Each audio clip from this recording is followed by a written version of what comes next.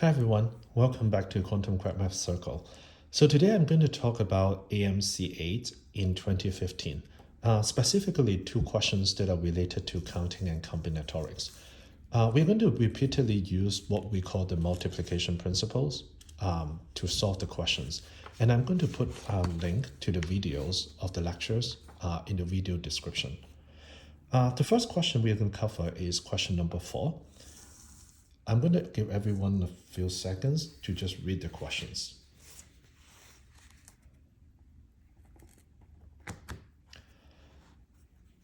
So the question is about the number of different arrangements we can put 5 students in a row, with the requirement that the first and the 5th spot are going to be the 2 boys, and then the middle 3 are going to be girls.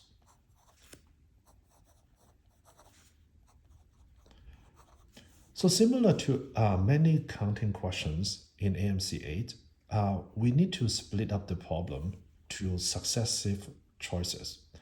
So in this case, the obvious one is we're going to first compute how many ways that we can have to arrange the 2 boys. For the purpose of this, let's call the 2 boys B1 and B2. Because the 2 boys are required to be at the 1st and the 5th spot, so this is a fairly straightforward part of the question. So there's B1, B2, and B2, B1. So we have 2 options of arranging the 2 boys. Now, in applying the multiplication principle, the next choice that we need to make is how many ways are there to arrange the 3 girls in the middle. For the multiplication principle to work, we first need to ask ourselves a question. Does B1, B2, B2, B1 affect how many ways we can arrange the 3 girls in the middle? So in this case, it's clearly no. Therefore, the 2 tasks, arranging the boys and arranging the girls, are what we call completely independent. As to how many ways are there to arrange the 3 girls, if you know the factorial, the answer is 3 factorial, which is 3 times 2 times 1, which is 6. So we have 6 options to arrange the girls. By applying the multiplication principles, the total number of options you have for the 2 tasks, if those 2 options are independent, then you just multiply the 2. So in this case, is 2 times 6 is equal to 12. So therefore the answer is E. Now, some of us might not be familiar with this 3 factorial, but in this case, because there are only 3 girls, the number is fairly small, so we can probably brute force it by saying we can arrange the 3 girls, 3, 4, 5, 3, 5, 4, 4, 3, 5, 4, 5, 3, 5, 3, 4, and then 5, 4, 3. So there are a total of 6 options to arrange the 3 girls. So how to write the numbers of permutations for a given number of sets? It is also something that that we cover in one of the lectures as well. So we'll make sure we add the link to the lectures in the video description. So that's question 4. So the second question that we want to cover is question 10. The question itself is fairly simple. How many integers between 1,000 and 9,999 have 4 distinct digits? So it is a question that is very, very common in combinatorics. The key to answering a question like this, again, is going to be multiplication principle. You need to break this question down into a successful choices that you make, such that the choices are independent. So I'm going to first illustrate how to solve this question, and then I'm going to also give an example in the end about what a common mistake can be on applying multiplication principles. So in this case, we want to pick 4 digits that are distinct. So these are the 4 choices: 1,000 digit, 100 digit, tens digit, and unit digit.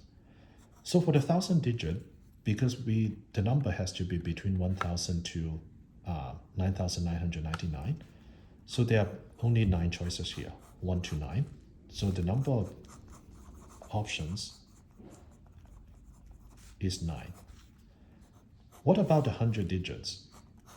We know the 100 digits can be 0 to 9, so there are 10. However, because we require the 4 digits to be distinct, and we know one of the digit was already chosen as the 1000 digit, so therefore the remaining number of digits that we can choose from is only 9. Now this is a scenario we need to sanity check ourselves about the independence of these two choices. If we have chosen 1, 2, 3, or 4, does it really affect the number of digits available to us for the 100 digit? So in this case, the answer is no. That's why we can just apply the multiplication principle and multiply the 2. So similarly, for the 10th digit, 0 to 9, 10 options in total, but we know 2 of the digits from 0 to 9 were already chosen as the 1000 digit and 100 digits, so therefore it's 8. And then similarly, for the unit digit, 0 to 9, and because 3 digits were already chosen, so therefore the number of options for the unit digit is 7. When you multiply this out, the answer is 4,536, which is the answer B. Now, for completeness, I'm going to demonstrate what happened if we had make our choices in the other direction, from unit to 10, from 100, and from 1000. So the unit digit, in this case, we have 0 to 9, so therefore we have 10 options. After that, we want to pick a digit for the 10th digit. We also have 0 to 9. Now, but in this case, these two choices are independent in the sense that no matter what digit we have chosen for the unit digit, we know only 9 digits are available. So therefore, we can apply the multiplication principle, and there are 9 digits remaining. So similarly, for the 100 digit, 0 to 9, because 2 digits were already chosen, so therefore 8 is available. Now, what about 1000 digit? This is where the problem is.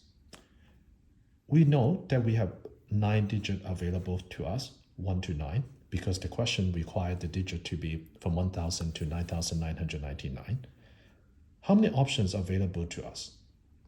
Well, it's complicated, or it depends. Why is that? Because if one of the digits chosen for the unit digit, 10th digit, and 100 digit is 0, then only 2 digits from the set of 1 to 9